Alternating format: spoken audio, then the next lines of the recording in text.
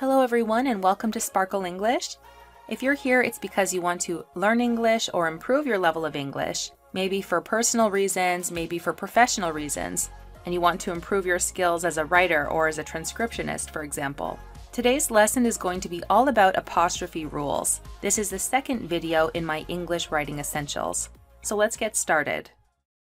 First of all, we have the introduction to apostrophes. Apostrophes have two main uses. One, they show possession, and possession means when you own something or something belongs to you. So for example, if I have a dog, it's my dog, I possess the dog. And the second use for apostrophes is they indicate letters that have been removed to form a contraction. Now a contraction is when we have two words and we want to make it shorter, so we push them together and we add an apostrophe. And so for example, don't. This is a contraction, and it comes from do not. We'll explain more of that later on. So number one, let's first talk about apostrophes and possessive nouns. We use apostrophes to indicate that something belongs to someone. A lot of people will call this the possessive S with the apostrophe and an S. The first rule is that for most singular nouns, we add apostrophe plus S, like this. So, for example, we have the boy's bike, the dog's bone, Jack's car, Emily's baby. All of these are singular noun because we're talking about one boy, we're talking about one dog, and of course, Jack is one person and Emily is one person. Now, imagine that this boy is very lucky and he has two bikes. We would still say the boy's bikes. We would say the boy's bikes. Nothing would change with this apostrophe S, okay? Because this one boy owns both of these bikes, so we don't have to change anything, okay? Now let's go to the second page. For most plural nouns, we add only an apostrophe. So most plural nouns will end in an S. Because, for example, if we have girl, girl becomes, usually we have to just add an S to make most nouns plural. Girl, girls. Home, homes, for example. Okay? So for most plural nouns, we only add an apostrophe. The boys, bikes. This means there's multiple boys. Maybe there's two, maybe there's three boys. For example, the dog's bones. There's multiple dogs. Maybe there's two, maybe there's three. His parents' car. This would mean both mom and dad, or that would mean their car. So it would be the car that belongs to the parents. Now, imagine this said, the boy's bike, like this. This would mean there was one bike, and both boys share the bike. Maybe they're brothers, for example. Okay? So for plural nouns, we add only an apostrophe at the end. So usually most plural nouns end in S. For plural nouns that do not end in S, we have to add apostrophe plus S. So, for example, the singular form of children is child. A lot of people who are not native English speakers say childs, and that's incorrect. Child is one, and then if there's more than one, 2 plus, we say children. So the children's teacher, the sheep's wool, the women's university. Okay? So because all of these plural nouns do not end in S, this ends in a P, this ends in an N, we can add the normal apostrophe S. Okay, now this is where it gets a little complicated, and this gets very difficult for even native English speakers. I see people who make mistakes on this all the time. Now, singular nouns end in S can either end in an apostrophe or just S to show possession. Okay, so example words, I have Thomas, Lucas, Paris, Barbados. Okay, so 2 places and I have 2 names. You can say, it is Thomas's birthday. That's correct, because this is a singular noun that ends in an S, so you're allowed to put Thomas's like this. Or you can also put, it is Thomas's birthday, but usually when you'd say this, you'd say Thomas' birthday because you don't have the extra S. But this means the same thing, and this is also correct. The most important thing to remember is to be consistent. Now, there are some people who will say, no, absolutely, you cannot do the first one. That's not correct at all. But in general, it's accepted to do either or. And as you can see here, I'm going to erase this. Different style guides can have different preferences, but both ways are technically correct. So just be consistent. If you're going to do it one way, make sure to stick to it that whole way. Okay, now we're going to do some practice. Where do you need to place apostrophes in these sentences? So if I were you, I'd pause the video and maybe just take a few seconds to write down your answers or just to think about them in your head before you continue. So we've got Jack's bike is broken. The cat's toy is yellow, and there's one cat for this. The second sentence, the cat's toys are yellow. There are two cats. I'm going to my parents' house tomorrow. Now here we're going to imagine it's parents. It's both sets of parents, a mother and father. And then we have James's party is tomorrow. So the first one we're going to do is Jack's bike is broken. We're going to put the apostrophe between the K and the S because Jack, singular noun, doesn't end in S. The cat's toy is yellow. Now there's one cat, it's singular, so we're going to put the apostrophe between the T and the S. And the last one, the cat's toys are yellow. We're going to put the apostrophe at the end because there's more than one cat. We cannot say the cat's. Then we have, I'm going to my parents' house tomorrow. Now remember, there's two parents, and this word ends in an S normally, so we're going to put the apostrophe at the end. And then we have James's party is tomorrow. Now, because I didn't add the other S here, we're just going to put like this, James's party is tomorrow, with the apostrophe at the end. Now remember, because this is a singular noun that ends in S, you can also write James's. I know it looks a little strange, but both are technically acceptable. The one you cannot not do is James, because James is not a name, so you can't do that at all. That's the one that you can't do.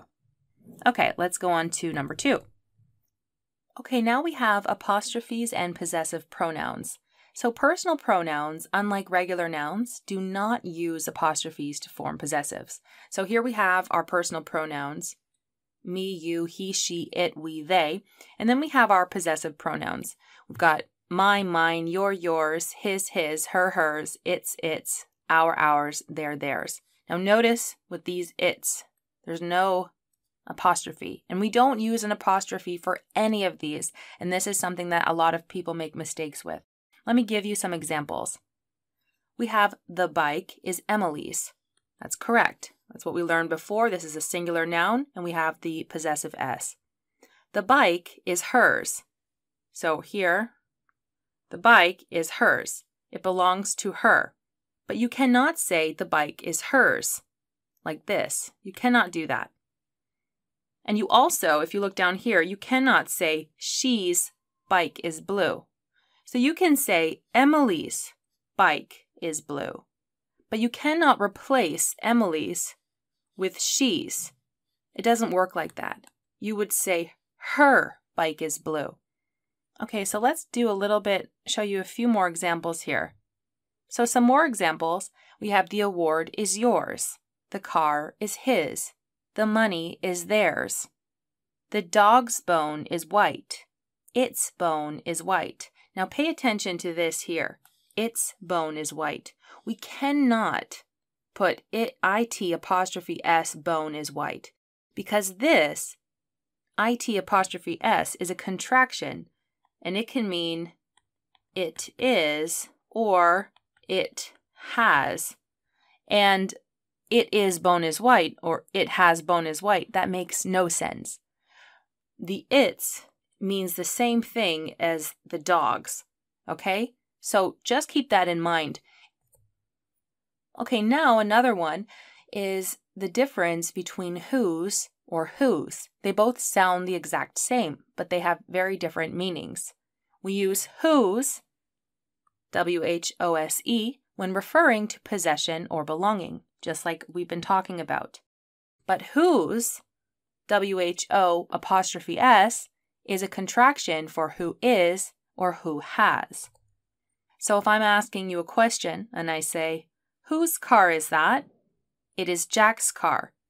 The whose is asking who does something belong to. You might wonder what the difference between whose and who is. Well, who is asking about the person. So if I say, who is that? Oh, that is Jack. This is asking about the person. Who is it? But if I say, whose is that? This means that the next, what follows whose, I'm asking, who does that belong to? So if I say, whose boyfriend is that? Oh, that's Jennifer's boyfriend. Okay? Who does that friend belong to? So whose car is that? It is Jack's car. If I say, whose car is that? This would mean, who is car is that? And that makes no sense. So we can't do that. And one more example for whose, you can also use it in a sentence like this that's not a question. I know a man whose daughter works for Jennifer Aniston. So that means the man's daughter works for Jennifer Aniston because the daughter belongs to the man. It's his daughter. Two more examples. Who's going to the conference tomorrow? Who is going to the conference tomorrow? And who's going to the conference tomorrow? We can't say that because it doesn't make sense. We're trying to ask who is. Okay, let's do some practice. So here we're going to correct these sentences. Whose phone is this? That isn't my phone. I think it is hers. Should we go to my office or yours? Okay, we're going to correct these. This is not correct. Whose phone is this? Because we're asking the phone belongs to what person. That isn't my phone. I think it is hers. This does not need a possessive S because the word is just like this, hers. Should we go to my office or yours? We don't use this. Again, yours. It just ends with an S with no apostrophe. Okay, number 3. Apostrophes with certain compound nouns. An example of a compound noun would be brother-in-law, mother-in-law. If you don't know what that means, your mother-in-law. So for example, if I get married to Brad Pitt, his mom or his mother is my mother-in-law. And my brother-in-law would be Brad Pitt's brother, if Brad Pitt has a brother. Okay? So some compound nouns do not form their plurals by adding S to the end. So example, brother-in-law is singular. Brothers-in-law with the S at the end of brother, that is plural. So for example, my brother-in-law's new job has so many benefits. This means there's one brother-in-law and we're talking about his new job. The second example is plural. My brothers-in-law's wives don't get along very well. And this would be talking about 2 or maybe 3 brothers-in-laws. And we're talking about their wives. So they each have their own wife, okay? It's not that often you'll encounter situations like this, but that's just important to know just in case.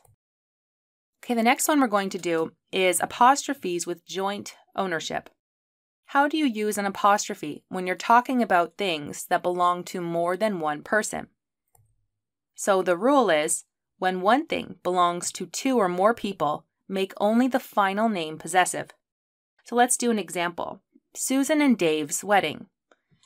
This means that Susan and Dave are getting married and they're having a wedding together. There's just one wedding for both Susan and Dave. It's their wedding. One wedding. And the next one is the same. Karen and Judy's shop. So let's say Karen and Judy are best friends and they have their own shop. They own that shop together. Now again, if we put here Karen and Judy's shops, maybe that would mean Karen and Judy have 2 shops and they own both of those shops together. But when you're talking about separate things that belong to different people, you have to make all the names possessive. So, for example, here we had Susan and Dave's wedding at the top, but down here we've got Susan's and Dave's weddings. So, for example, Susan's and Dave's weddings were both on the beach. That means that Susan had a wedding on the beach with someone, and Dave had a wedding on the beach with someone else. There was 2 different weddings, one for Susan and one for Dave. And if we have Karen's and Judy's shops, that means that Karen has a shop and Judy has a shop. They each have a shop. So let's do some practice for both lesson 3 and 4. Where should you place an apostrophe in these sentences? My mother-in-law's cooking skills are incredible. My sisters-in-law's cars are both black. Jack and Dave's party was so much fun. Karen's and Mary's kids are very well behaved. So the first one, you just have one mother-in-law, and also this is singular here, mother. So we're going to put mother-in-laws like this, the apostrophe before the S. My sisters-in-law's cars are both black. Here, again, apostrophe before the S, because we only have to make this plural here if we're talking about more than one sister-in-law. Jack and Dave's party was so much fun. We're going to put an apostrophe before the S. That means that Jack and Dave had one party, and they had the party together. The last one, Karen's and Mary's kids are very well behaved. Karen's and Mary's. That means we're talking about Karen's kids and Mary's kids, both of their kids, not the kids that they have together, but Karen has her kids and Mary has her kids. Okay, lesson 5. Apostrophes and contractions. Okay, so a contraction is a shortened form of a word or group of words that omits or leaves out certain letters or sounds. In a contraction, an apostrophe represents missing letters. Examples: I'm, I am. He'll, he will. She's, she is, or she has. Don't, do not. Won't, will not. So here is a very long list of all the different contractions you might run into. I'm going to read them off really quickly for you. We've got aren't, are not, can't, cannot, couldn't, could not, didn't, did not, doesn't, does not, don't, do not, hadn't, had not. Oh, it continues. I won't read them all. Some of these can mean two things. She'd can mean she had or she would. She's can mean she is or she has. That's can mean that is or that has. We'd can be we had, we would. Theirs, there is, there has. They'd, they had, they would. So just be careful with some of these. Even what's, what is, what has. So some of these have multiple meanings, and you'll know that by the context. Now, if you are watching this video because you are a transcriptionist, then sometimes they prefer you to not write the contraction, and they'll prefer you to write the formal word. But that just depends on the preference of the company. Okay, let's do some practice. Where should you place apostrophes in these sentences? I'm going to the store tomorrow because I didn't go today. She won't come to the meeting because she's ill today. Who's bringing the beer? He wouldn't act like that if you were nicer. So let's start with the first one. I'm going to the store tomorrow because I didn't go today. This is a contraction for I am, didn't for did not.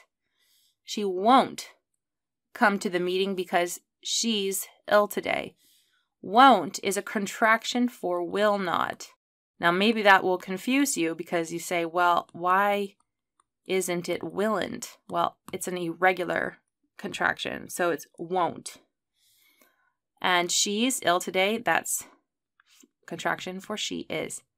Who's bringing the beer? Who is bringing the beer?